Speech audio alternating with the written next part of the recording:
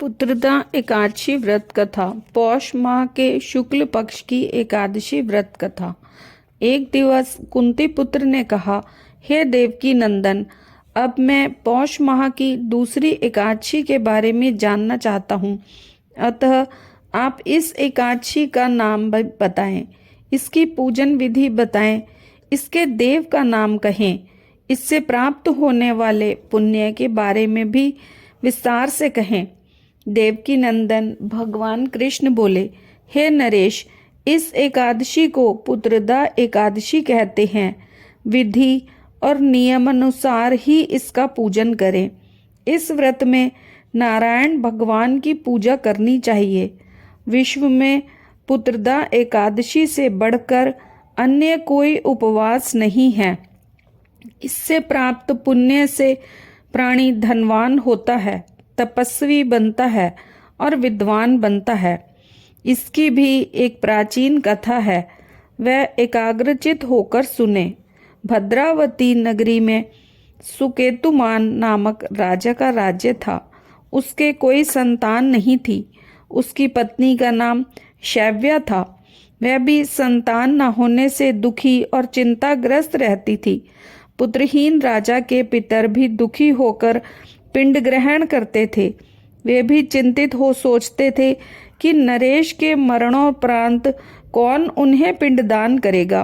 राज्य में सर्वत्र खुशहाली व शांति थी, लेकिन राजा को बंधु बांधव, मंत्री, मित्र, राजय, हाथी, घोड़ा आदि से संतोष नहीं होता था। उसका एकमात्र कारण पुत्रहीन होना था। वह भी सोचता था कि उसके मरणोपरांत कौन उनके लिए पिंडदान करेगा। पुत्र बिना वे कैसे देवों और पितरों का ऋण चुका पाएगा। पुत्रहीन घर में सर्वत्र अंधकार ही रहता है। निष्दिन राजा चिंता में डूबा रहता। उसने आत्महत्या के बारे में भी सोचा, परंतु ये उसे अत्यंत महापाप लगा। अतः उसने ये विचार छोड़ दिया। इस प्रकार अति दुखी हो वह एक दिन चुपचाप वन को चल दिया।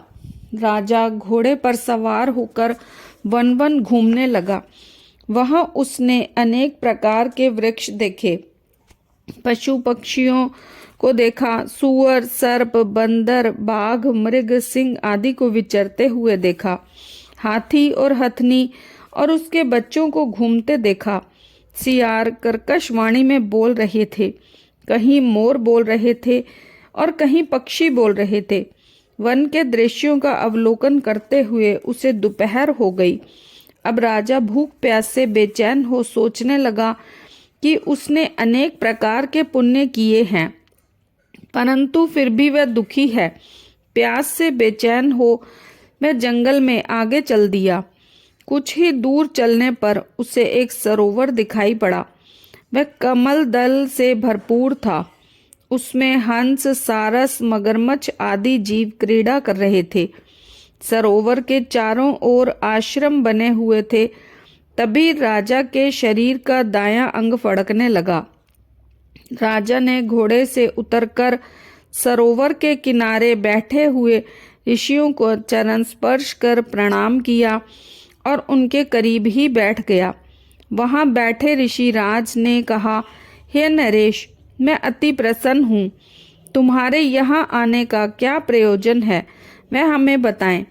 इस पर राजा ने पूछा कि हे मुनीश्वरों, आप कौन हैं और किस लिए यहाँ पधारे हैं। तो ऋषिराज बोले, हे राजन, आज पुत्र की इच्छा करने वाले को उत्तम संतान देने वाली पुत्रदा एकादशी है।